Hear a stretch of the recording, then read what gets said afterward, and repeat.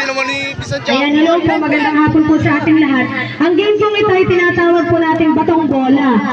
Ang mechanics lang po ng ating game ay unang magiging po itong dalawang round. Sa unang round, ang isang team muna ang babato, isang team ang babatuhin. Sa pangalawang round ay di vice versa, yung isa naman ang babato, yung isang team naman ang babatuhin. Para po malaman natin kung sino ang unang babato, ay tayo po ay mag-toss coin. Magkuduha mo dito. Ayan, wait lang.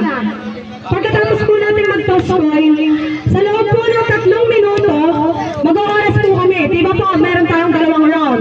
Ang isang round po ay binubuo ng 3 minuto. Sa 3 minuto po ngayon, kung sino team ang may mas maraming natira, sila po ang panalo. Ayan, gets po. Sa loob po ng 3 minutes, kung sinong team ang mas maraming natira, sila po ang tatanggalin po nating panalo. Kung sino mas madami matira yung panalo.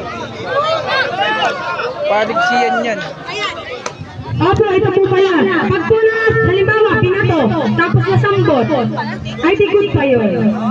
Oo, pero pag halimbawa pag tumama, ay out na po Pwede mo kayo. ipain sa kabila. Magbabantay naman po ang mga ano. Pero pag nasambot mo, nabitawan mo, wala.